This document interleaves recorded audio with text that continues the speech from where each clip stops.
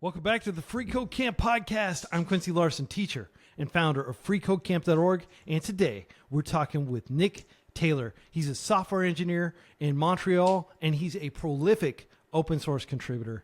Nick, how's everything going with you? Doing pretty good, Quincy. Thanks so much for having me on. Yeah, I'm excited to talk with you because you've got so much knowledge of open source, and I understand that you've gotten like 4 different jobs through just contributing to open source projects over the years. Yeah, it's pretty wild. Yeah, well, we'll get into that and tons of tips around leveraging libraries, around getting started in open source. But I really want to go to your spicy take.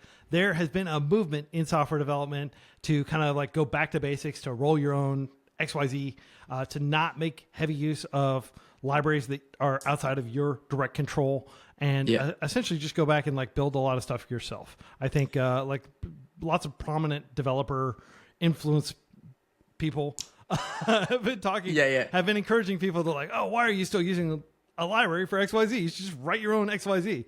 And you don't agree with that. Generally, like even stuff like I've done a lot of web development, and like I understand the get back to basics, but I think realistically, if you're building a big enough complex application, you need to leverage a framework, you need to use bundlers and stuff. And it's not to say I'm not hating on the web. I love HTML, CSS, and JavaScript, and those things have all evolved, but like in a really great way. But it's just, I think when you hit a certain level of complexity, it's just rolling your own or trying to just not do any of that with a framework or bundler can be, I don't know. I feel like you'll probably end up writing your own framework at that point, you know?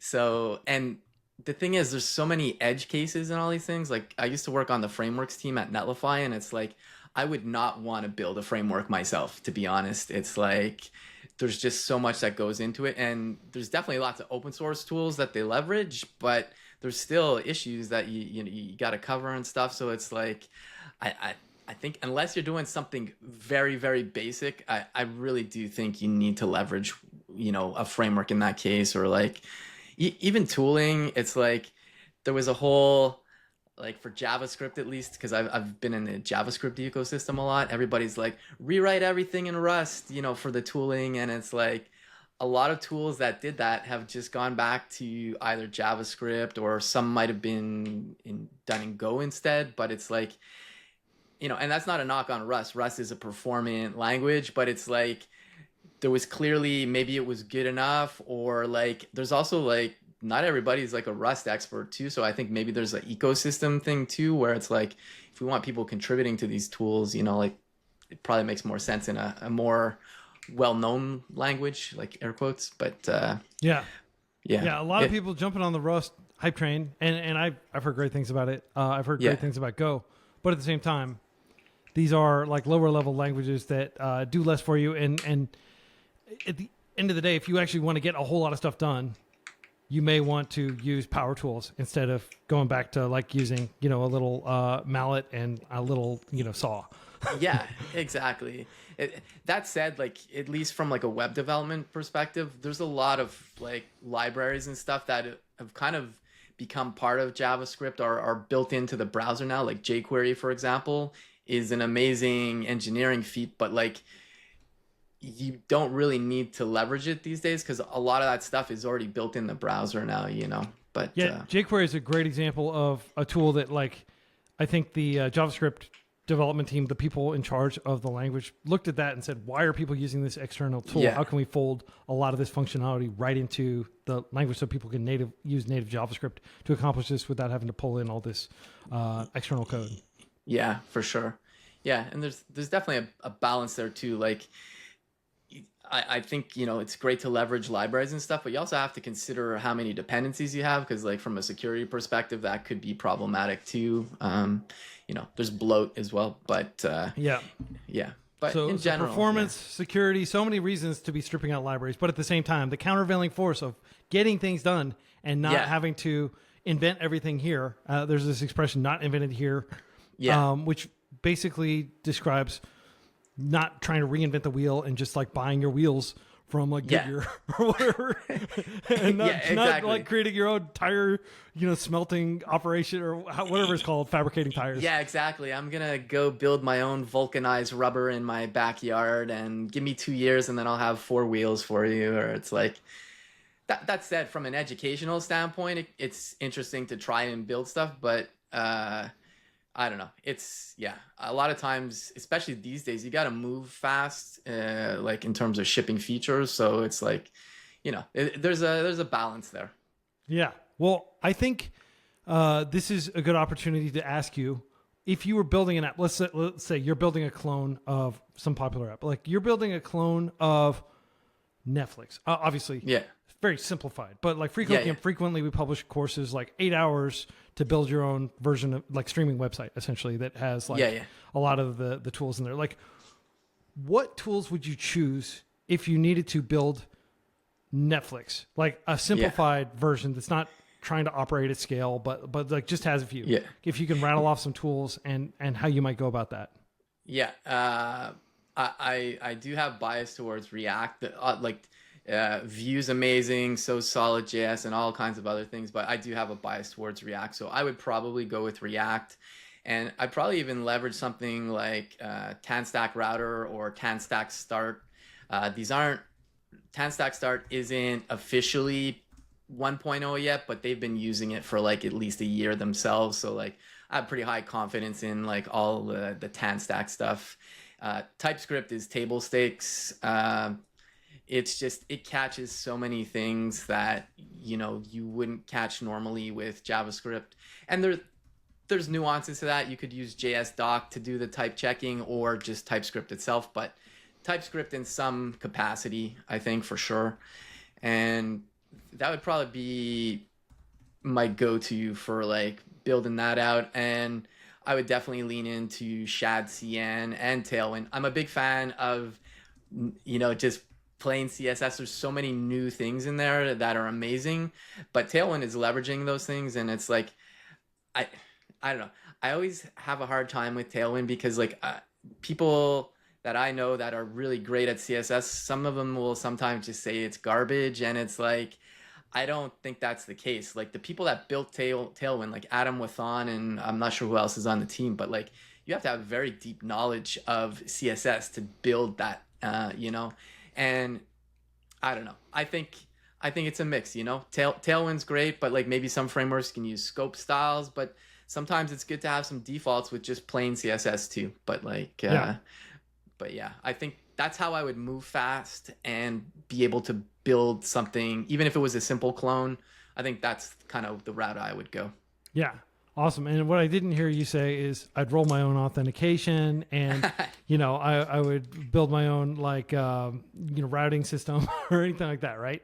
Yeah. No, yeah. And to be honest, I had to manage a single sign-on custom implementation at one point, and it was a nightmare, and there was bugs all the time. And basically we ended up with an off-the-shelf solution eventually, because it was like they were paying me more than the actual off the shelf, I think, at some point because of the maintenance and stuff, and it's like, the thing too is like security is hard, auth can be hard. I know people say you can roll it, and you can definitely roll your own auth, but like, again, in terms of like, getting stuff done, just grab something that's tried, true, and tested, Just grab something that's tried, true, and tested. Awesome. Well, before we jump into hearing more about your background, I just want to say support for this podcast and for the entire freeCodeCamp community comes from the 11,384 kind folks who support freeCodeCamp through a monthly donation. You can join these chill human beings and help our charity's mission by going to donate.freeCodeCamp.org. And support for this podcast comes from a grant from Wix Studio. Wix Studio provides developers tools to rapidly build websites with everything out of the box, then extend, replace, and break boundaries with code. Learn more at wixstudio.com. Nick, I want to hear a little bit about your developer origin story. You're from Montreal, and that's a little bit different from like people who are in the Bay Area or people who are in like Bengaluru or other places around the world who are learning to code. And I want to kind of hear how you got into software development, what your journey was like. Yeah, so I'm a little longer in the tooth, so I'm quite a bit older. But my first experiences with a computer was a Commodore VIC 20. I actually have one funny side story, but somebody was doing renovations in their attic. They had to do something there in Montreal, and it was like a national or at least local, but they found like 8 or 20 VIC 20s like in their boxes still. So I bought one for like $50. So it's sitting behind me. I won't get it right now, but basically I started off with the basic programming language, and as a kid, you're just printing your name across the screen, and it was just cool. And after that, the family got a PC clone. This was like in the early 80s, and then like there was no games or anything, but my dad is an accountant, and he had spreadsheets and stuff. That it was Lotus 123 is kind of like a predecessor to like Microsoft Excel, but I would just build pie charts on there because it was on a monochrome screen, but it was just fun to do. That's kind of like the early origins, but I don't have that like I've been coding since I've been 5 years old or got out of the womb. I was never really deeply interested in programming. Played a lot of basketball and rugby in between, but I was always pretty decent at math. And then my cousin suggested going into computer science. There was an internship program at a university in the Maritimes of Canada, so I ended up going there. So I did formally study computer science.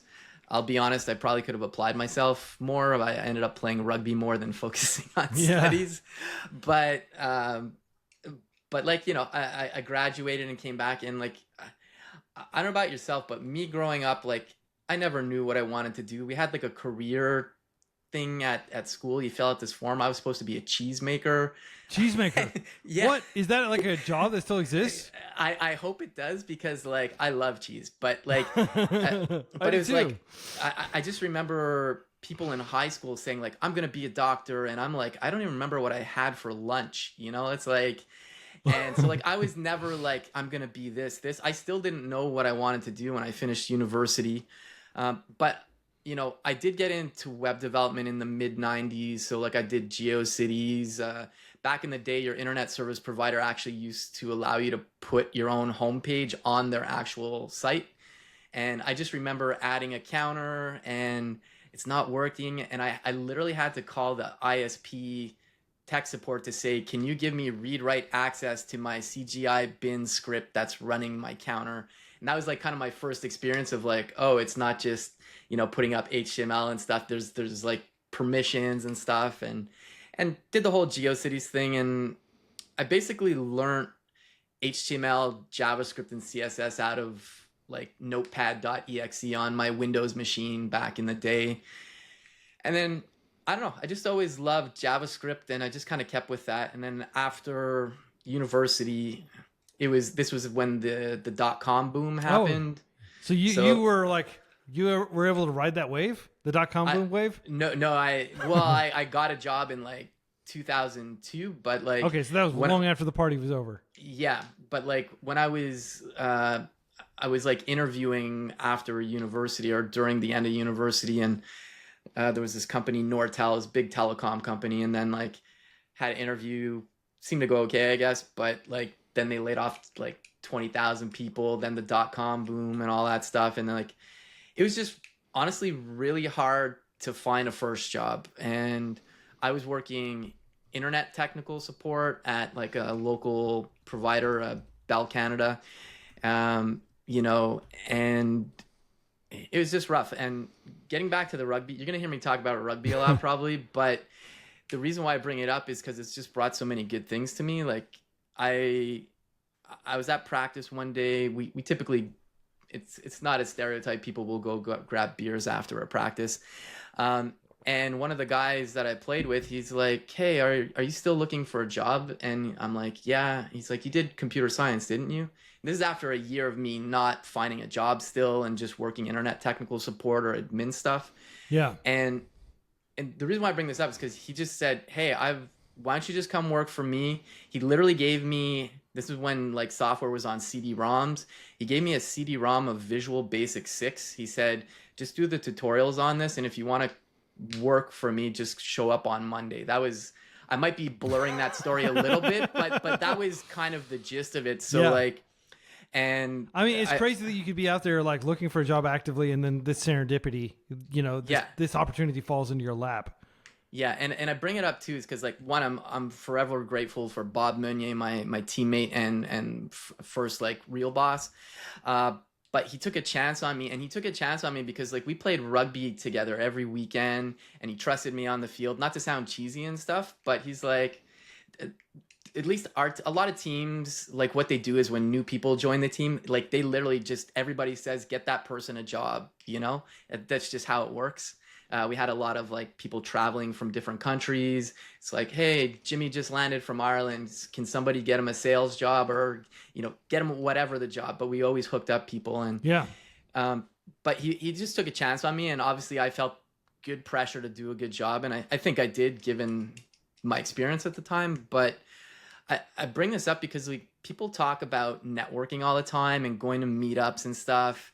And especially when you're looking for a job, there's this urgency, like, I got to go to a meetup. And then like first thing you say to somebody is I'm looking for a job. And it's really hard. Like you shouldn't be treating like, I don't like the term networking, but like a lot of people treat networking like transactional. Like, hey, Quincy, hey, nice to meet you. I'm looking for a new job. Can you refer me? Can you help me out? And I get it because like they are looking, but you can't treat it like that. And I also bring it up that you can find jobs anywhere. It's not just a meetup. Like I got a job through rugby. I actually had 2 jobs through rugby. It has nothing to do with I only started going to meetups like 8 years ago. All I mean is like your network is everywhere or whatever you want to call your network. So, and it goes even for other people. I'll be like, oh, I'm a programmer. And they're like, oh, my buddy's looking for a job. And I'm like, oh, yeah, cool. Just give me his resume. It's just, you never know where it happens. And it's not, I honestly don't think it's always in like a tech meetup is what I'm getting at basically. Well, like, first of all, it's heartening to hear that there have been other periods in time when it was hard to get a job as a developer. Yeah. I feel like a lot of people are like, oh my goodness, this like software development's over. And this is something we can drill into because I know you have thoughtful opinions on this. But like I frequently, like there's this miasma and you see it in the YouTube comments. I wouldn't be surprised if there was a comment right below this YouTube video right now that said like, you're giving people false hope. Like there are no jobs left. Like I read that constantly. That's probably the most common thematic theme running through the comment section of freeCodeCamp's YouTube channel.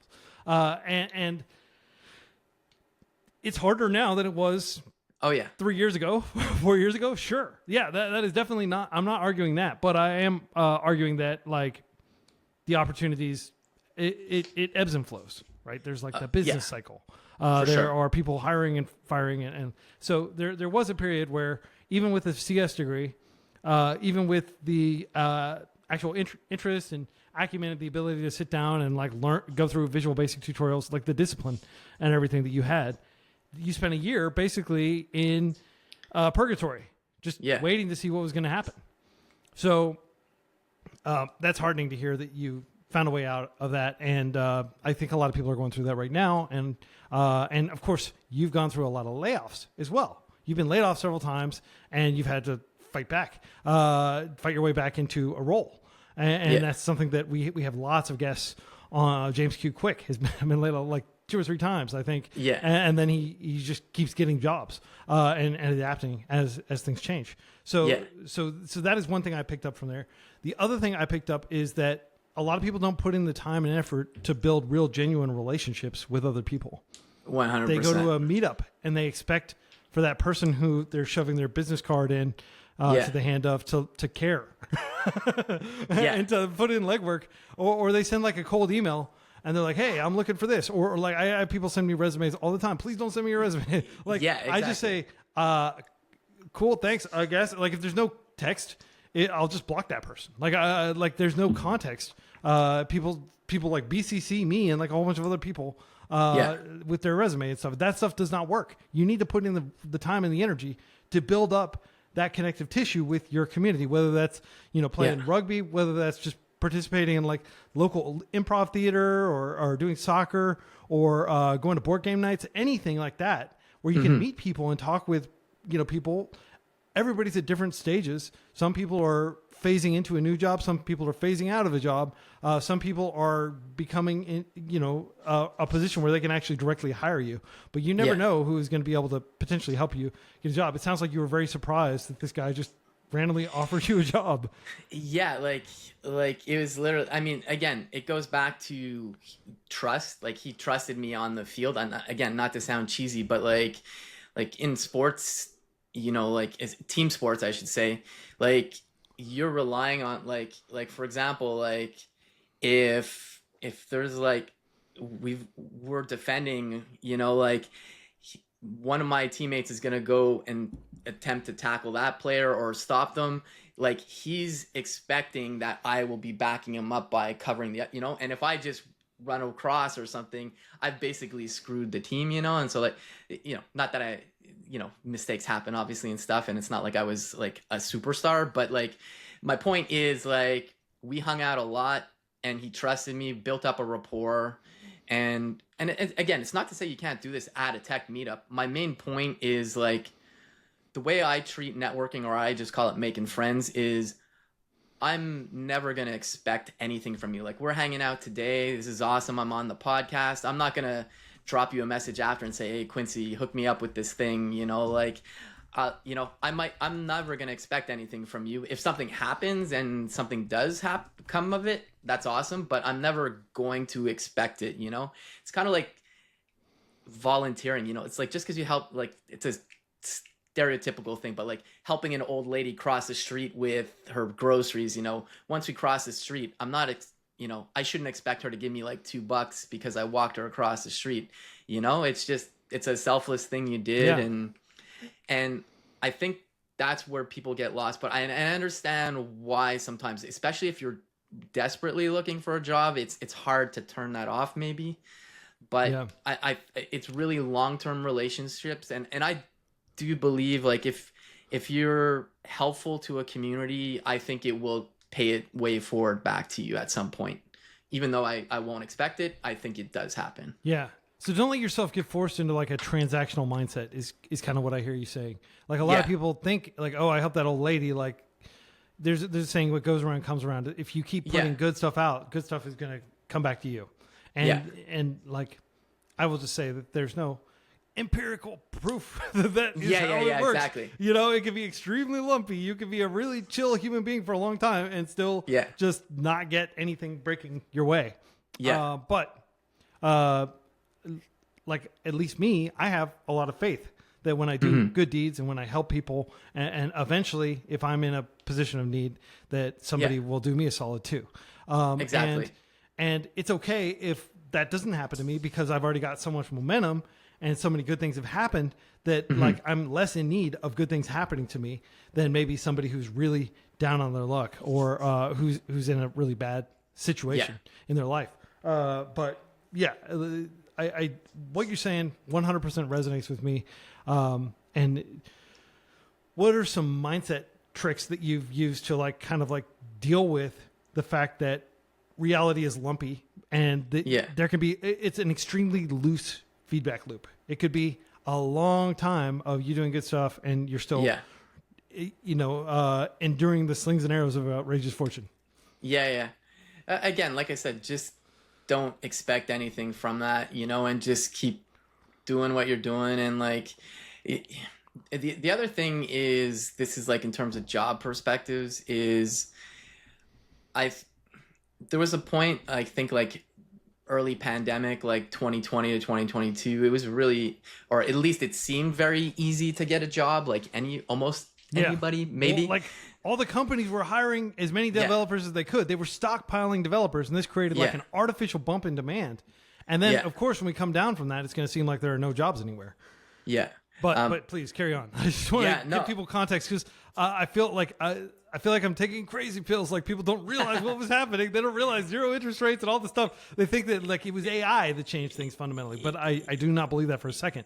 Oh, yeah. AI may be contributing a little bit, but like it didn't cause all the entire market to change. Yeah, and we can definitely touch on the AI thing too. But like, I I think the thing that I see is because like I know some people who are career changers, like my good friend Becca Hara Weigel, or I also know Lucia Cerci. I know them both from Virtual Coffee. Yeah. It's a community I'm a part of, and they were both boot camp grads, but they both like people don't like to hear the word grind. Call it whatever you want. Putting in the work. They were both determined to break in, and they put in the work and they got the jobs. And again, I can't say this is going to guarantee you, but like I've seen it where like people just seem to be kind of complacent, like, hey, I did the boot camp, or like, why isn't somebody handing me a job? I'm not, they're not necessarily saying that specifically, but I think especially nowadays in this job market, like you just have to put in the work. And the thing I find funny about this is like, and I'm all for work-life balance, but I would be hypocritical if I said I've had work-life balance my whole career. I have not. I was that junior dev up at 2 a.m. trying to fix something, and I had no idea what I was doing. But um, the the thing is, like people get critical of grinding when you relate it to work, but like people, like I know you play guitar and you play all kinds of instruments, you probably spend hours and hours practicing, right? And you enjoy it, I'm assuming. Yeah, I But do. you put in I that love it. time. Yeah, and I love listening to them at the And beginning. by the way, loving what you're grinding at is a huge part of being able to tolerate grinding in my mind. Yeah. Like if you have no passion, no interest in it, then you're just burning yourself out. Like that's not sustainable. Yeah. Like if No, I were totally. trying, like I don't like cooking. I've tried so hard to get good at cooking. I know it's a practical skill, but I just standing there with the pan sitting, like, okay, now I need to add the olive oil. Okay, now I need to like start prepping this, so this will be done in barrel. It's just not. It doesn't spark joy for me personally. I know a lot of people love cooking, and that's great. But Yeah. I'll never be good at cooking because I don't like cooking. No matter how Yeah. hard I try, it would just be the most like forced thing. And I feel grateful that there are roles in the world that I can do, things that I can do to add value that don't involve standing in front of an oven. Oh, yeah. Or standing in front of a a stove. Yeah, no, totally. But my point is though, like you do enjoy it, but regardless, you want to get, even if you don't like it. I mean, it's better, it's easier if you do, but you're putting in that time because you want to get better at it. And so it's like, people play video games 20, 30 hours a week to just, beat the game or just get better. But as soon as you bring it into like, oh, I'm trying to improve my work skills, all of a sudden it's like, whoa, you're grinding. And it's like, work-life balance. And again, I get it. Like you still got to take care of yourself. Yeah. But I honestly don't think there's any other way to upskill yourself than putting in the time. Like, Yeah. like I played basketball for years. I'm not that tall, but like I can't even tell you how many free throws I shot. This is a weird side note, but I'm only 5'7", but I was obsessed with basketball in the 90s because of Michael Jordan. And I was determined to dunk a ball on like a regulation rim. I never did, but I got so good at jumping, I could literally grab the rim, and like I drove my parents nuts. I was like literally doing all these weird jumping exercises in the living room. But my point is like I spent hours and hours doing this just to get better at it. And it's like as soon as it becomes like, oh, you're putting hours and hours into getting better for something, a skill that's not like a hobby, then it's like it gets negative connotations. Yeah. And it's like, and You're right. Nobody like shames the person who's playing Mario 64, Yeah. 60 hours a week trying to grind a world record in the, yeah, 0-star category or something like that, right? Like, Yeah. So it's just like, and again, I know everybody's situation's different. I'll also preface this with like, I'm a white guy in tech. There's a million things I don't have to worry about. I get all that. But that aside, like, if you want to get better at something, nothing replaces putting in the time. Like that's like full stop kind of, Yeah. like. So. Yeah, 100%. We are a work-life balance, shaming free podcast. Yeah. like you want to hear me? Like, and again, I think everything should be done sustainably, and Yeah, I for do sure. think that like just doing a little each day is way better than just going overboard and being obsessed and spending like Yeah, six, I don't six mean you weeks have of to your life just being obsessed with something. But like for example, with like music, I just try to study like 30 or 40 minutes a day. But it's like every single day, so it stacks. Oh, it adds up. It adds up for sure. And that way I don't burn out, and I don't get the diminishing returns of like, okay, hour 18 of playing guitar today. Like my fingers are bleeding, and you know what I'm saying? No, for sure. And it's just like, and again, I do really want to stress, like, you still got to take care of your mental health, and like I work out and stuff. You got to take care of yourself, but there really is no, for whatever you want to get better at, like whether it's programming, basketball, guitar, whatever, there is no replacement unless you're Neo in the Matrix sticking a chip in your head. There's no replacement to putting in the work, really, you know? So, and I just find it not funny's not the word, but like sometimes when people don't get that role or they didn't get the interviews, it's like, well, what have you done? You know? So. Well, that brings me to the main topic that I'd like to discuss. What have you done? You have gotten not one, not two, not three, but 4 different jobs over the years through contributing to open source projects. You've been a prolific contributor to many different projects, and that you've been rewarded by having like the maintainers of those projects reach out to you and say, "Hey, great job. Do you want to work here?" Essentially, like I don't know if it's exactly that. That's exactly how it went down, but that's happened several times to you. And I want to explore open source and like why you got interested in contributing to open source first, and like kind of like what some of those experiences were like. If you want to walk us through those 4 different experiences, if you remember off the top of your head how things unfolded.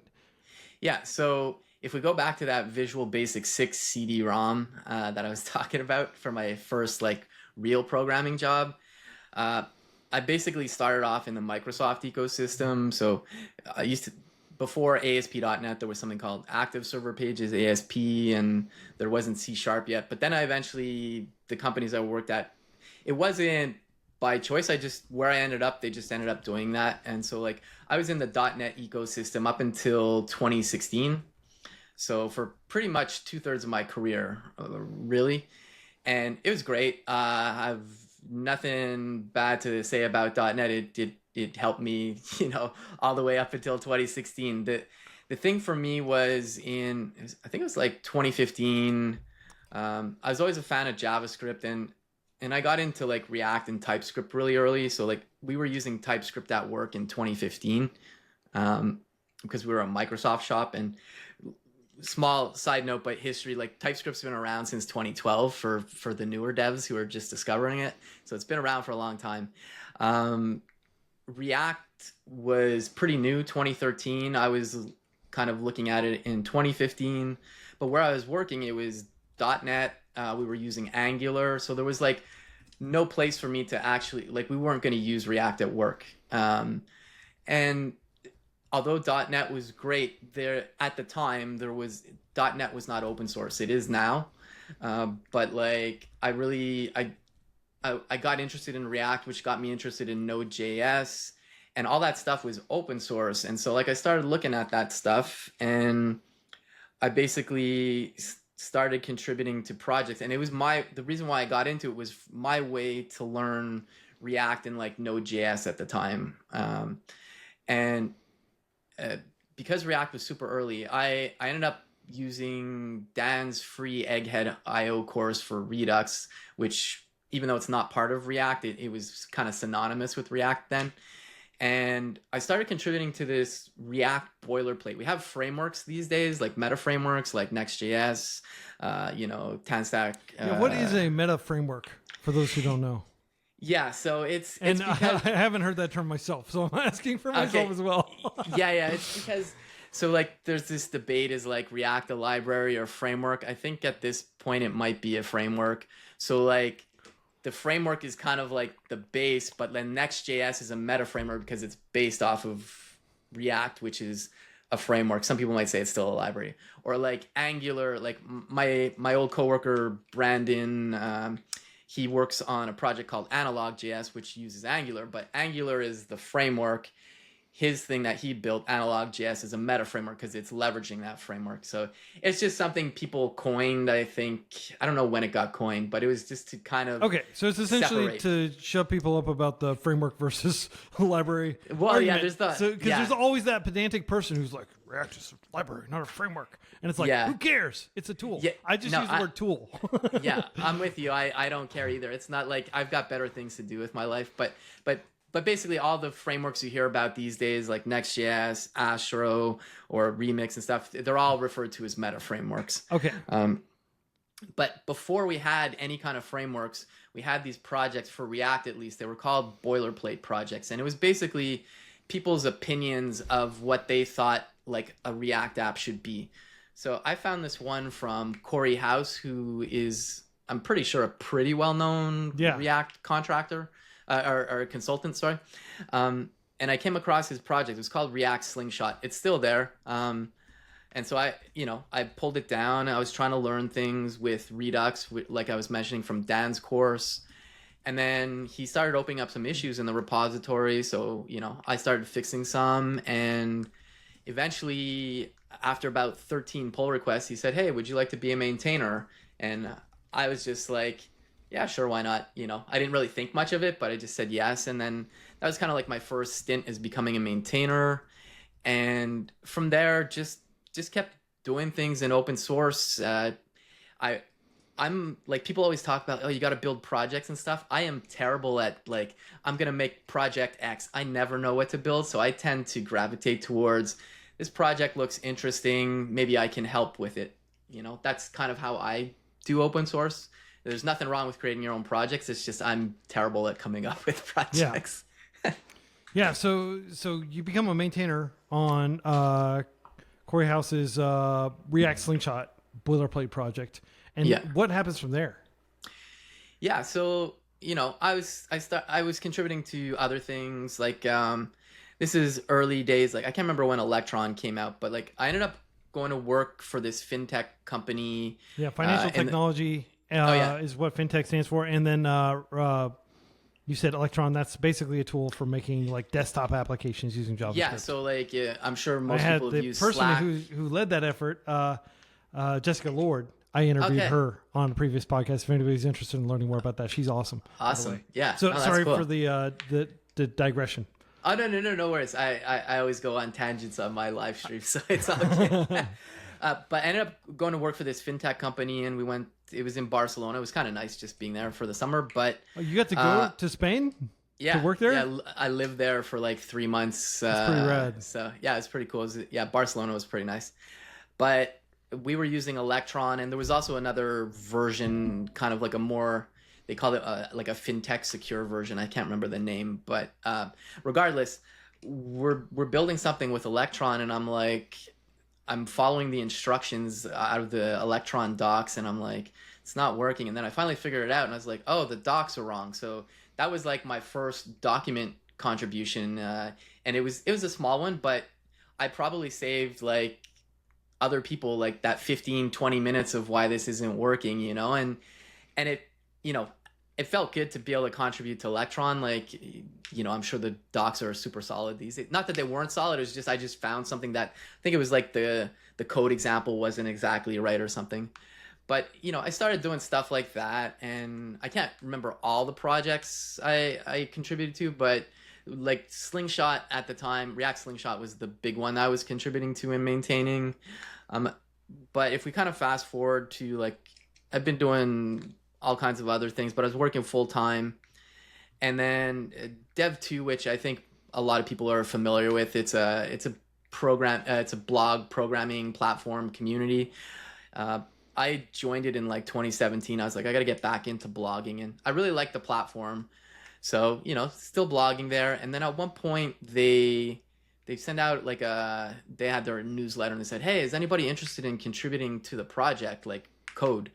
And I was like, I don't know. This is one thing that something that I mention a lot to people, but whenever opportunities come towards you, always strongly consider them. Like, obviously there could be red flags and then just like abort, but like one thing that's leveled me up in my career is like seriously take into consideration opportunities that come to you, because not everybody gets those opportunities. That's just like a side note. Yeah. But anyways, I was like, yeah, sure, I'm interested.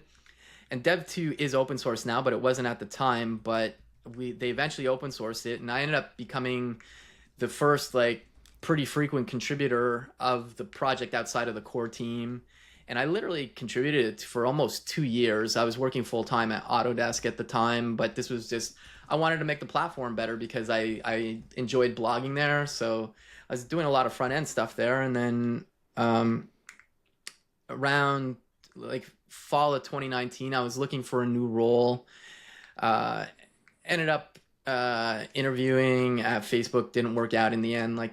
But they flew you down and stuff. But I just tanked something at the end, I guess. But I knew the founders from Dev.to like slightly on like we had a private channel, and like we were on socials together, and he saw me post something and he thought it was related to rugby. He thought I watched some match because I was like, this is a great day or whatever. And I showed him my Facebook badge to let you in for the day. And then he's like, oh, good luck. And then like a week later, I'm like, oh, it didn't work out. And then he's like, oh, that sucks. But by the way, we're hiring. And I'd been contributing to the code base at that point for literally 2 years. I was basically doing the front end. I would, not all of it, but a lot of it. So that was how I got into Dev.to. There wasn't really an interview like from a technical standpoint. It's like, well, we know you've literally been contributing to the code base for 2 years. It was more like, meet the team. Let's see if it like you gel with the team or whatever. And like, that's how I got my first job in open source. It was just through that. And I say this to people all the time, like, don't expect to contribute to open source and get a job, but I don't know. It's just kind of worked out for me. Yeah. So far. Well, I mean, 2 years that's a long game. Yeah. A lot of people are probably like, I need a job now. Like my rent's due at the end of the month and stuff like that. And you know, what I always tell people is like, you should go get a job at Starbucks or go get a job working at like at a local construction site, or do whatever you need to do to address that. Like getting a software job quickly is not usually going to happen for you unless you already have like tons of pedigree. Like you've already worked at like Google or something like that. Like usually it is hard. Like you mentioned Autodesk. Autodesk is a pretty big company. They run like AutoCAD and like lots of, and it's a well established, like respected software engineering shop essentially. And you know, that probably helped you a lot with getting these interviews and ultimately getting these jobs as well. But you know, you've already been in the field for a while, and you're still kind of like doing things to kind of like plant seeds that will maybe burgeon into trees down the road, or maybe most seeds do not sprout. Most seeds do not make it, right? And my intention of contributing to the Dev.to code base wasn't to get a job there. It was like I was sincerely trying to improve the platform because I really liked it, you know. And this kind of gets back to my ethos of never expect anything. It just, if something happens, awesome. But and it could have been a question of timing too, you know, like I literally spoke to that person in a DM like, hey, the Facebook in the end didn't work out. You know, oh, by the way, they happen to be literally hiring at that time, you know, like, so I think there is timing as well sometimes, you know, like, but serendipity. I mean, again, the rugby teammate handing you the Visual Basic disk. I mean, getting into a DM with the founder or one of the founders of Dev.to, and after contributing for a long time and them essentially offering you a job, like those are the kinds of things that he's probably not going to just walk out the door and walk up to the first random person he sees and says, hey, are you a software engineer? Do you want to work at Dev.to? No, like he's going to be talking to known quantities, to people who've been in his orbit for a while. Yeah. And you'll see this with like pretty prominent projects in open source. Eventually people who have contributed quite a bit, not always, but like if they end up, you know, expanding the team, they're probably gonna, hey, you know, you've been invested in this project for 3 years, you know, like, why don't you just come work with us full time, you know, like, but again, I will stress, it doesn't guarantee you're going to get a job. It's just happened that way for me. And then like after Dev.to, if we kind of continue, so like I worked at Netlify after. I still had to interview at Netlify. So there's a few things. I got interested in Netlify. I was a fan of Netlify before even working there. And, there was a lot of good people there, like Cassidy Williams, Ben Hong, who's like on the Vue core team, and Jason Langsdorf, who's an old coworker from there. Yeah, and Cassidy and Jason have both been on the FreeCodeCamp podcast. Okay, Sorry, that's just to awesome. mention, if anybody wants to learn more about these people, You got to shamelessly these plug. people are out there doing stuff. By the way, like they're like putting themselves out there. It's not easy to do what Nick's doing here and come on and be grilled. That's okay. Grill away. But yeah, please carry on. I just wanted to point out, like, these people are known quantities. They put themselves, they make it a point to be known. Yeah.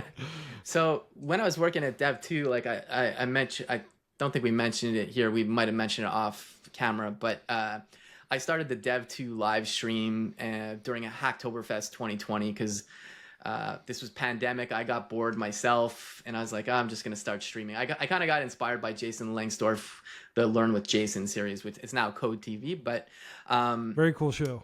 Yeah, it's cool. I was actually on it about a month and a half ago. It was a lot of fun.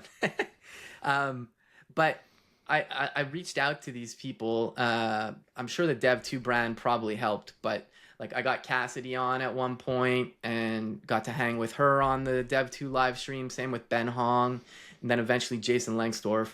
And I'm not saying that to brag. I'm saying that because I really enjoyed the conversations with them. They're genuinely really good people.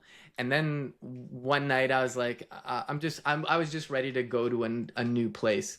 And I was like, all those people work there and they seem like really good humans. Like, if it's any indication of how the company operates, like that alone, I was already sold on Netlify, aside from like, I thought it was a good product. But I did apply.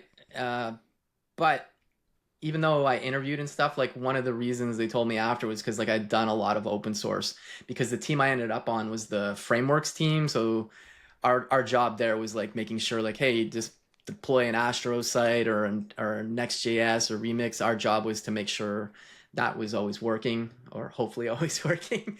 I mean, there's more people involved obviously, but like we were kind of like the first, when something went wrong, we were kind of like the first team, I guess. But like I worked with the teams like the Remix team and so on, like, and those were all open source. So like having the previous open source experience was one of the positives of why they hired me. So I can't say it 100% got me hired there, but definitely was related to that role. And then after that, I ended up at a place called OpenSauce, which is a funny name, I know, but OpenSauce.pizza. They got the .pizza TLD. Yeah. Top level domain. Yeah. Shout out to B. Dougie, my old CEO, for that. But yeah, also pizza. FreeCodeCamp podcast guest if you want to listen to my interview with him. Super chill dude. I met with him in the actual, I think we met at GitHub, like New York office or something like that. Okay, yeah. No, B. Dougie's really good people. I'm actually, well, the time of this recording, I'm live streaming with him tomorrow to catch up on some stuff. Very cool. But at the time I was ready to move on from Netlify. Kind of survived 2 rounds of layoffs there, and I was just, even when, like, something to note that people don't always talk about is like when you get laid off, that's terrible, obviously, but it's also very stressful for people that don't get laid off. Like, so anyways, you've talked about this in your blog. By the way, you have an excellent blog. You did these years in review. Tons of selfies with like many of the people we've talked about, because you're constantly going to conferences and giving talks, and you always take like selfies, and it's cool. It's like a cool time capsule. But one of the things that you talk about a lot in those is like when Netlify lays off a bunch of people and you survive, you make the cut, but it has this kind of like, it does affect your psyche, right? And you're like looking at those probably empty desks, proverbial empty desks, because you may be working in a remote way, but I mean, it sucks to say goodbye to those people. Yeah. That said, Netlify is doing some good things, and like I think they're back on track. But like I was just like, there was stress from that, and then just like, it just seemed like, okay, I think I need a change now. And then getting back to OpenSauce. So OpenSauce is open source as well. Pretty much, I'd say 99% of it. And B Dougie, I knew from Dev.to, and he knew of me because like I had him on the live stream a couple times, and I I used to work at McAfee. We mentioned this briefly before we started, but I used to work on a password browser extension. It was called TrueKey. It's essentially like a 1Password. McAfee is like the virus protection software? Or? Yeah, exactly. Yeah. But basically, BDougie had some octurns, which are, for folks that might not know that term, that's a GitHub intern. They have this program like where, so there's this program, I think it's still in effect, but companies can hire people that GitHub help source, I guess, and they end up being called octurns. So we had two, and their job was to build a browser extension, and I don't think anybody really had done any stuff like that. So I had a experience with browser extensions. There was another project I contributed to quite a bit, actually. It's called Refine GitHub. It's from Sindre. I always say their last name incorrectly. Sorhus. He's like got 1 million npm packages. But I had an experience with browser extensions, so I helped BDougie get something set up there. Again, I'm not expecting anything from this. I was just like, it's open source, helping. And then I ended up contributing a little bit to OpenSauce, I think. Not a ton.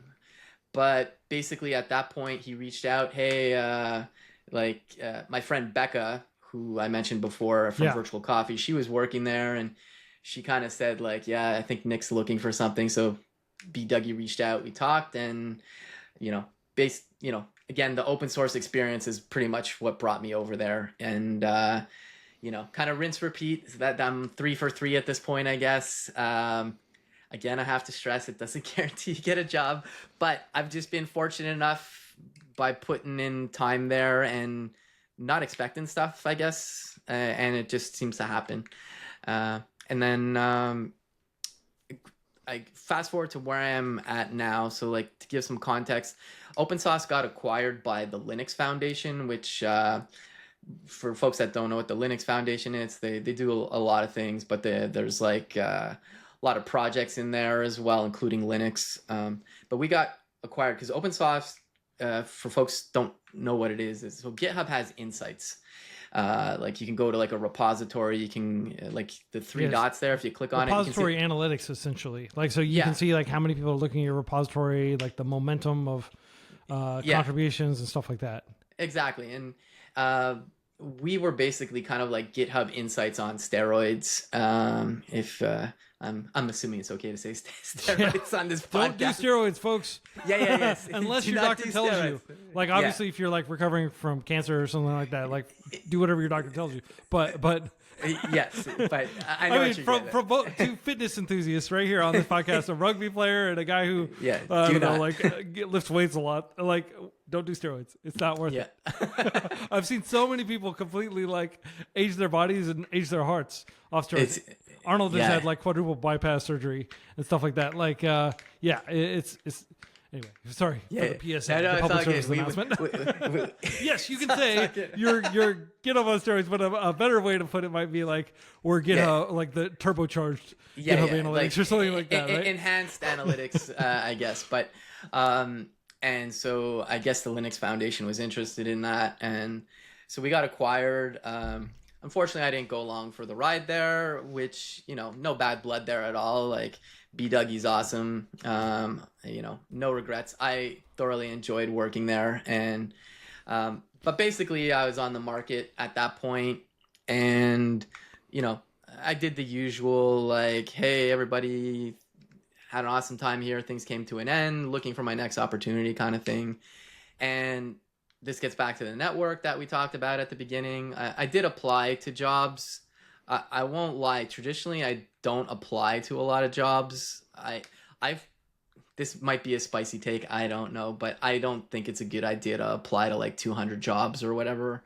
I think you should focus on like some key ones, or like, because if you're just throwing them out there, it's like it's time consuming. I get it, but you have to like looking for a job is a full-time job basically, And I think firing and forgetting like 200 resumes is not a good strategy, in my opinion.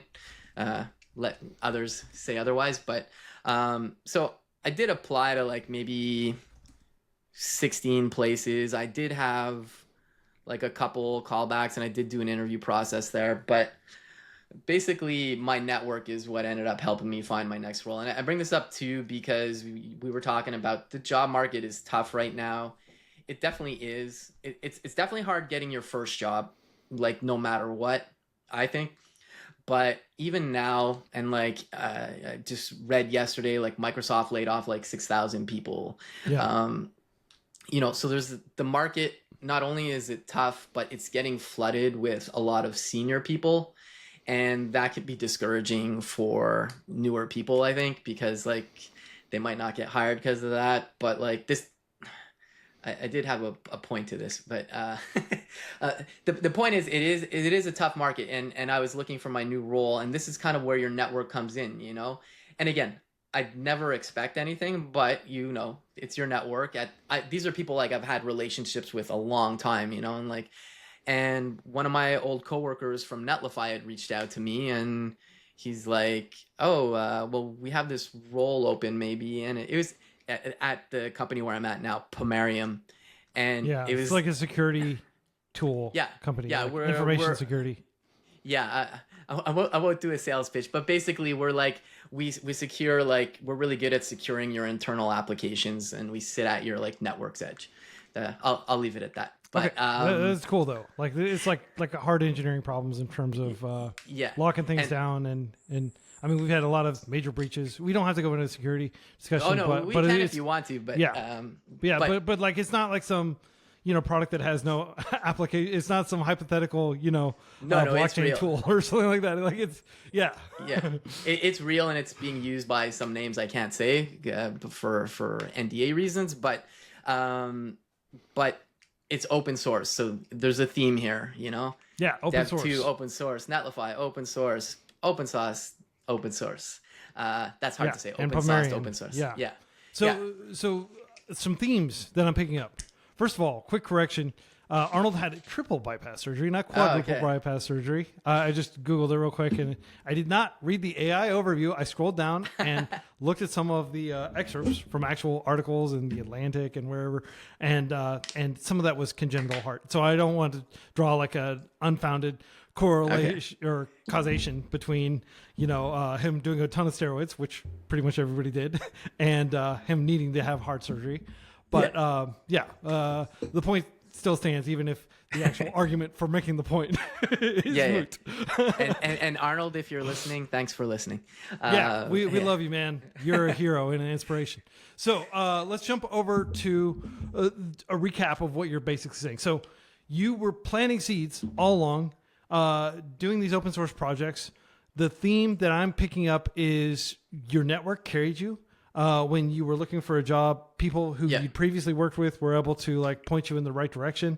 You said, don't fire out 200 job applications. I think that strategy might be valid if you don't have any sort of network and you're just getting started out and you're trying to get lucky. But I mean, I talked to, hiring managers who are like, we've received 1,000 job applications for this one position. Right. And we're actually going with this guy that we already knew who was, contributing to some open source project, or it was in some other department who learned programming and is transitioning over here because he's a known quantity. We know who he is. It's very hard to make a strong impression when you're being filtered out by an applicant. ATS, what does this stand for? Triaging system or something like that? I forget what it is. But tracking system, I think. But I'm glad you mentioned that, because you are right. Like, I'm further along in my career. I've developed my network. It's actually a very valid point. Like, somebody starting off doesn't have that network yet. So that's good to call out, actually. Yeah. So I guess I could rephrase it as, if you have your network, then leverage it if you can. And if you don't have your network, again, like, there's no shame in working at like In-N-Out Burger or wherever, like just making ends meet while you build that network by going to conferences. And there are conferences that don't cost a ton of money that you can go to. There are needs-based scholarships for conferences that you shouldn't be ashamed of taking advantage of. You shouldn't be afraid of getting in a car and driving to a neighboring city to attend a conference. You shouldn't be afraid of like trying to like get off a little bit early so you can go to like a meetup at like a local employer. There are like tons of meetups here in the Dallas, Texas area, for example, and even and you can just go like pretty much if you live in the Bay Area or if you live in Bengaluru or New York or Beijing or some of these big tech cities like Tokyo, you can go to lots of events. And you can build your network that way. If you live out in the middle of like the proverbial boonies, and there are no tech events, you can try to create your own and just try to talk like, but building your network is an investment that you should start doing now. There's no reason to wait. You don't need to have already worked at some place to have like access to this Rolodex. I use that term like anybody still has one of those, but like, yeah, you can build out your network and you should build out your network. And that may be a better use than just spamming out your resume or going through these, Byzantine web forms and trying to apply for a bunch of jobs. That would be my 2 cents on the matter. What are your thoughts on that? Yeah, no, I agree. And like, it does take time to build a network. But I will stress the fact too, like I said at the beginning, like rugby is a huge network for me. Like I played rugby in university. There's like I go to a reunion, not every 5 years, but like literally every team, like the team started in 1969. When I go to that reunion, there's people that are like 80 years old that are there. And like everybody's got your back kind of, and I just want to stress again, it's not just the meetups that are your network. It's like, could be your sports team. It could be like, you do trivia night or what, like it's the people you interact with. That's your network as a whole, but yeah, it is fair to say, like, if you don't have your network built up yet, yes, it's obviously a little harder to reach out to people potentially, but to your point, like you were saying, like when people send you like, hey, Quincy, here's my resume, can you get me a job? It's like, it's not helpful at all for either party. But I don't think there's anything wrong reaching out to somebody like, hey, Quincy, I see there's this new role open at freeCodeCamp. Don't want to waste your time too much. Just had a, you know, 1 or 2 questions, like keep it brief. Don't like ramble on like the great American novel in a DM, just be like very clear what you're trying to ask. And, it doesn't mean that Quincy will say like, hey, maybe I shouldn't use you as an example. Yeah, you'll miss all the shots you don't take. Yeah, 100%. Just a quick note on freeCodeCamp: we've never posted a job anywhere. I've never even asked anybody for a resume. Okay. We just hire directly from our open source contributors. Okay, so there you go, open source again. There you go. Yeah. So I'm a bad example, but let's say hypothetically, like you're talking about like somebody who runs like a mid-sized organization. Like Netlify is a great example. Like Matt and Christian, for example. Like if you know them in some way, or you have some sort of warm connection, like if it's a cold connection, if it's like a lot of times I get like clearly like GPT written, like they have the brackets, your name here at the end, and they include that in the email, and it's just like so low effort, and it's just like, come on, like, do you not have any respect for my time? Like, I'm definitely never going to bring you on or even like seriously consider talking to you because you just wasted my time with a bunch of AI slop. But if you know somebody, definitely sending a DM. But again, keep it short. But even if you don't know them, try and be like concise and sincere. Like, if we use the Netlify example, hey Matt, love what you're doing over there. I see this role's open. I'm just curious if there's anybody in the org I could maybe chat with, like for a few minutes about the role. They might not have time. That's totally fine.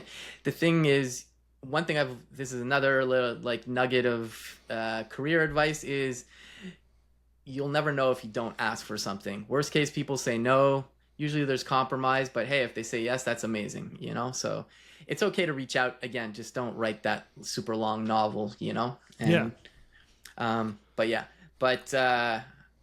think I got off topic there, but so like my coworker from Netlify, RJ, reached out, and it ties into the open source stuff, but it also ties into something which I I think might be unfortunate these days in terms of like marketing yourself, but like I I live stream, I blog, I put a lot of stuff out there, so like I'm somewhat visible. It's not like I'm some massive influencer or anything, but like I'm consistently putting out Yeah. stuff.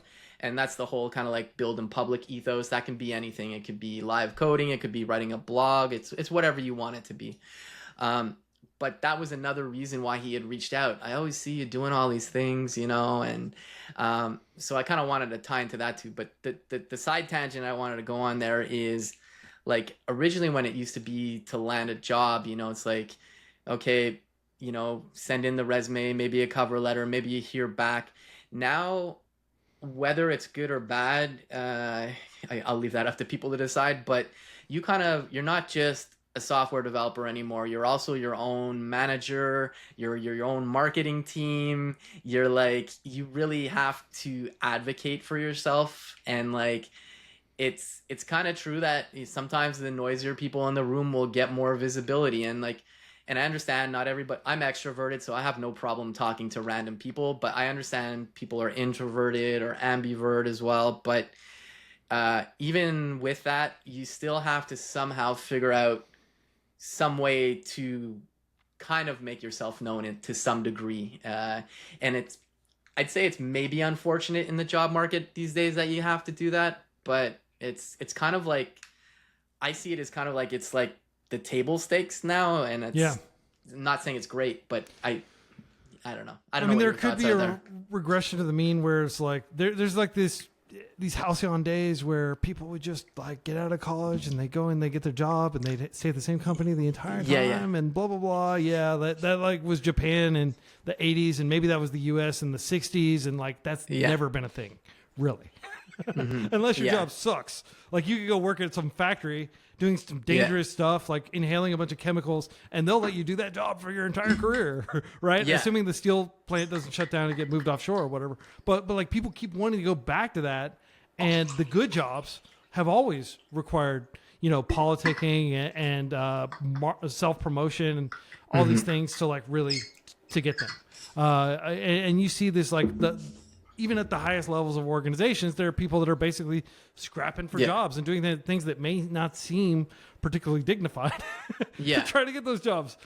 Because like if you just want to have like an easy job, like the path is like laid out for you and everything, like, and you just do what you're told, and you don't have to do a lot of meta thinking about, and you don't have to do a lot of career planning. You can work at Walmart and you can, stock shelves. Like I did that when I was kind of like just not that interested in my career. And like they gave me like, it was Taco Bell technically. Like I worked at a lot of different grocery stores and stuff. And they just told me, okay, show up here, do this. Here's the training, do this. We just need a cog in a machine and you can be that cog. And I'm like, cool. I'm cool with being that cog because work is just this very small part of my life. And I don't really care about that. I care about like video games. I care about, my friends and art and stuff like that. Like, and there are lots of people like that who will just kind of accept that. And a lot of people also who realize that it's important to do this stuff, but are like kind of growing out of that phase of just accepting kind of the job that is presented. And then most of the jobs that you actually want to get are not the jobs that are posted anywhere, but they're the jobs that you get through your rugby, network and stuff like that. That's kind of like my perception of it. And I think it lines up pretty well with what you're saying in terms of, it's always going to be a struggle. Like you are going to need to grind to get these roles. You're going to need to plan ahead. You're going to need to have like a kind of like a baseline level of activity of self-promotion over an extended period of time. And just because you got a new job doesn't mean you can just turn that spigot off and step away and just focus fully on your job. Like you have to still kind of keep like your blog is a perfect example. Like it goes back many, many years. And you're just frequently like how to set up Olama with, XYZ, like new, Git tools and things like that. Like you're constantly kind of exploring those things. You're reviewing microphones, stuff like that, right? You're like, okay, how can I turn this into an artifact and put this up into space to like increase the surface area of like the signal bouncing off of me? Yeah, totally. And the thing is like, I think in some jobs you used to be able to just coast in it. Like when I worked at Autodesk. I'm not saying people were coasting in there. That's not what I mean. But like literally worked in cubicles. So like there's kind of like, that funny, I don't know, it's not a meme, but like you could have like a cog in the machine in a cubicle and, just going through the motions and nobody ever really notices, but I don't, these days, I don't think you can do that now. I really do think, especially with the job market, but also like the proliferation of AI, like those things, like you have to always be learning and you have to learn to adjust. Like I've spoken to some people before, like there's no need to name names or anything, but it's just like kind of set in their ways, or like, I don't need AI or this or whatever, or like, kind of, I'm grumpy old man shouting at clouds. I'm gonna, do this and that. And it's like, I don't think that flies anymore. You have to adjust. You have to constantly be adjusting. It's the only way, if you want to, obviously, like I can't force people to do this, but like, I think if you want to continue in the field, this is what you have to do.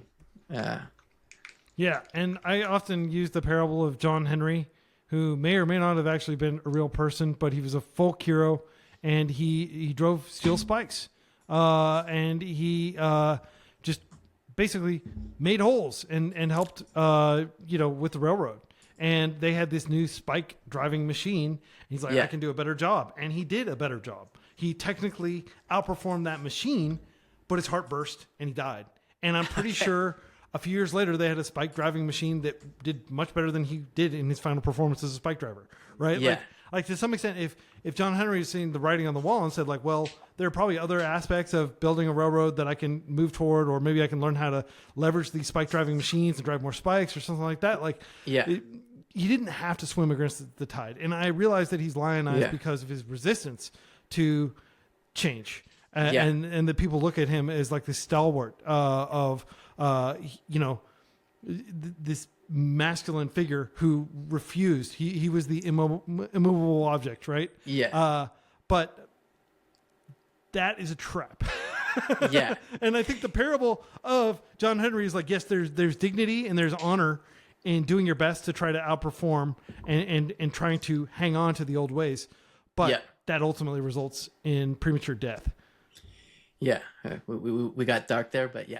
but no, it's all good. I'm just joking. But but let's talk about AI tools. And if you have anything to say about what I just said, like please. But I want to talk about AI tools because I use them. You use them. You are not constantly, but like frequently sharing updates on how to use them more effectively. And yet they are very limited, and they are not like that panacea that marketers make them out to be.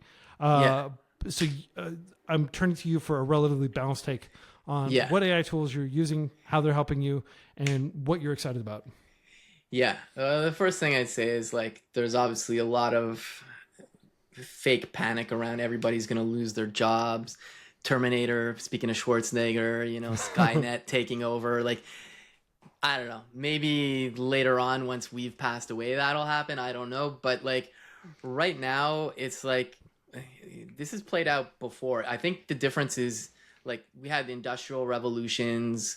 AI is a little different, I think, just because it's moving faster. But like even back like in the industrial revolutions, like before the car existed, like there was I never know what you call the person that drives the horse and buggy, but whoever that was, Henry T. Ford comes out and says, I have a car now, and they're like, oh, but we can't drive our horses then, and it's like, okay, they thought they're all losing their jobs. And what happened was cars became a thing and they got different jobs, they became drivers of like cab drivers or drivers for people. So it's like, even though the technology changed, there was still new jobs that got created. And I won't candy coat it. I do think with AI, there are going to be categories of jobs that will disappear. Like we have to be realistic. I think like literally like plain data entry stuff, like AI is really good with text. And I think like data entry is one of those that is probably on the chopping block. Maybe like I've done a lot of front end, but I think even some stuff in front end land will be on the chopping block potentially. So like, and I mean trivial things, not not like you're building some complex thing, but like I think the key thing is AI, at least the way I'm using these tools, I use it to do the things that I can do these things, but do I really want to spend like 10 hours doing all that when I can actually focus on the more important work? And so yeah, there's that part where people, I would say like some of that job will disappear for some people, but more jobs are going to be created, I think, because we're going to be able to move faster. So companies are probably going to want to build more things. You know what I mean? So it's like, I think software developers are getting superpowers with these things. You still have to be critical of them, but I think it's just, like people always talk about the 10x developer. I think that's a real thing now with AI potentially. And I think we're just going to build more things, but yeah, I do want to stress, I'm sure there's going to be some jobs that disappear. But this gets back to my always be learning and leveling up, that's the way I kind of see it playing out. And I use AI every day. Like I go between things, between GitHub Copilot, Cursor, or Windsurf, because like as developers, you're probably in an IDE, integrated development environment. And but whatever it gives me, I'm still very critical of it, or like having done a lot of web development, I'll be like, okay, that's good, but that's not accessible. Make sure there's a label, or you need to add an area attribute or something. I treat it more like, I think one shift that's happening as a developer is you're putting on the hat of code reviewer more frequently in the case of AI now. I think that's versus like actually writing all this stuff. So, and it's kind of not funny is not the word, but I have some old coworkers who are actually a little sad that they're doing more code review than actually doing the craft because they really enjoy it. But that's something that's a whole other topic, I guess. But I think the TLDR is some jobs will go away. You need to start leveraging these tools, and it's going to create different and newer jobs. Yeah. How hard is it to learn how to leverage these tools? I mean, like, do they just kind of work out of the box like VS Code? Like you open up Windsurf and it's just kind of like, okay, so I hit tab and there are a few options. Because I hear a lot of people like, buy my AI tool course. And I'm always kind of like, isn't like the whole point of these tools being like really powerful and stuff is that you don't have to spend a whole lot of time learning prompt engineering. For example, FreeCodeCamp has one of the first prompt engineering courses taught by Annie Akubo. We published that. That's a very popular course. But like the entire idea is that prompt engineering starts to go away as these tools get better. And just like Google search is supposed to get better, and you're not supposed to put like all these, additional parameters in your Google search to be able to actually find what you're looking for. Google's supposed to have an idea of what you're looking for. That's the entire purpose. But in practice, I think Google search is getting worse, and you're having to add more and more parameters to be able to find what you need. I almost never use Google right now, honestly. But yeah, I also preface, it's not like I'm an AI expert, but I am somebody that uses the tools all the time. And to your point about like Anya Kubo's course, Anya's good people too, by the way. But the prompt engineering, might be less and less a thing, like you said, because these things just get better. Yeah. But I think the underlying theme of any interactions you have with any of these tools, whether it's ChatGPT, GitHub Copilot, the Windsurf agent, or whatever it is, you have to get really good at communicating what you're trying to do or accomplish. And this is where back in the day, the people that were just really good coders and like they couldn't really tell you what they're doing, that they might actually struggle more with leveraging AI tools. And, I'm sure they're still super skilled. That's not what I mean. But like, I think being able to convey what you're doing is going to become an important skill. Like people sometimes kind of dismiss soft skills, but like being able to communicate with people is a big thing. And that's kind of what you're doing with all these AI tools. So like, you have to, like, for example, if I just say like, make me a blog website, it's going to generate something, but it's probably not what I want. I have to get more specific, and you kind of refine things. And this is when you start having that conversation with it. It's like, okay, that's great, but no, I actually want the, I want a menu at the top with these things. You have to be like very specific. And one thing I find super useful actually is like I'll write down what I want to do, and then I'll actually put it into like ChatGPT or Claude, and I'll say, can you improve this so that in the format of like a code prompt to a editor?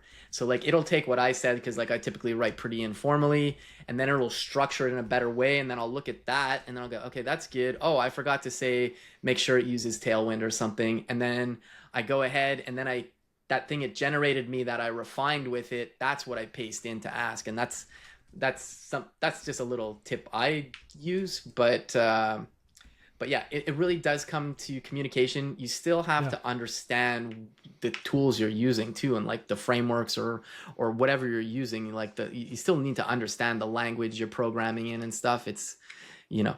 So these are intermediate tools, not beginner tools in your mind. Well, I think beginners can use them. I think the thing that might happen, I won't say this is for every beginner, but I've seen it where people will ask like build me that website or build me that component that my manager said to do, and then they won't question it. They'll just go like, oh, it generated it, it works, it seems to look okay. I guess that's good, and that's partially due to experience. You're not sure what to question. Maybe there's also potentially pressure in the roles now that because we're leveraging AI, you need to move faster too. So I think there could be some pressure there too, where especially if you have less experience, that you might just be inclined to say, yeah. Looks good, YOLO, ship it, maybe. I don't know. Yeah, well, we opened this discussion with talking about tooling and talking about when to roll your own tools versus when to use off-the-shelf tools. And I kind of want to close with talking about like using AI versus using just off-the-shelf boilerplates and existing tools. Because like, create me a blog website. Well, there are actually tons of really good boilerplates. If you want to have a blog website, like why would you choose to have an AI generate like kludgy code for a blog when that's like a solved problem? And there's just like, oh, I'm going to grab this framework, or I'll just use a WordPress template or something like that. Like I guess, what is the heuristic that you use to evaluate when to use AI for something versus just reaching for some open source library or some existing boilerplate? Or it's going to be that terrible senior answer. It depends, I guess. But like you just have to evaluate you really don't need AI to do everything. Like fix a spelling mistake. Do you need to run that through ChatGPT? Maybe not. I mean, you could. Or like, it's definitely great with text, but I think it just really varies what you're doing. Or like, say there is a blog template, you're like you said, which is a solved problem.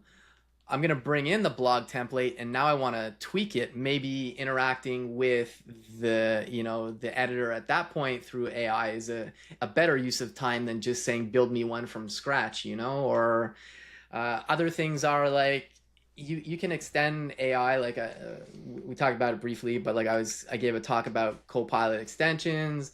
There's all kinds of new stuff coming into tooling where you can bring in your own data, so because the thing with like large language models is they have a cutoff date of once they learn things. So like if I ask about like this podcast, whenever this goes live, it's not going to know about it, but if I grab the transcript from this and then feed it in, and I can say, instead of me just saying, can you tell me what happened in the conversation with Nick and Quincy, it won't know. But if I grab the transcript, then it can do what it's good at, text, you know what I mean? So like you're bringing in more context for it. So that's another thing. Yeah, that makes sense. Well, I have a final question for you. So just to recap what you said, like it depends. But like a lot of times you can take those libraries, you can take those boilerplates, and then you can essentially use those as the input. Like with this in mind, how would I extend this, or how would I modify this to suit this very specific use case that is specific to what I'm trying to do, that a typical blog might not have this type of functionality. So you can use that as your starting point and as your scaffold for the AI to build upon, essentially. Okay, that's a cool answer. So you're kind of marrying bespoke, like thoughtful work done by a developer with stuff done on the fly by the AI. Yeah. Okay. Yeah, that could be one way to do it. Yeah. Let's talk about when you were during that year playing rugby, just working as kind of like a tech support or, not actually working as a dev and wanting to work as a dev. You'd finish CS. If you could send maybe just a few words of advice back in time to yourself when you were in that period, that might have made your life easier or accelerated your ascent, what would you say to yourself? There's one that's super clear in my mind. I thought I was learning. I tried learning every language on the planet, and I thought that just doing a hello world in like Java and C# and whatever meant I knew the language. And it sounds ridiculous to say it now, but at the time I literally thought like, okay, yeah, I know enough of, like, I can say I do this or that. So like my advice to me would have been just focus on one language. It doesn't matter if that's the one that you end up working with. It's just get good at one, because the syntax may vary between languages, but the core concepts traditionally are the same. Like there's functional programming and non-functional programming, but like a lot of the fundamentals of a programming language you can carry over to another one typically. So focus on the one language is what I would tell myself. Awesome. Well, Nicky T, NickyT.co, your blog. It's been an absolute pleasure talking with you and learning more about everything you're doing. And I really appreciate the fact that you're so open, that you build in public, that you contribute to open source, and that you're inspiring other people to do the same. Cool. Well, thanks so much for having me on, Quincy. Yeah, and everybody tuning in, until next week, happy coding.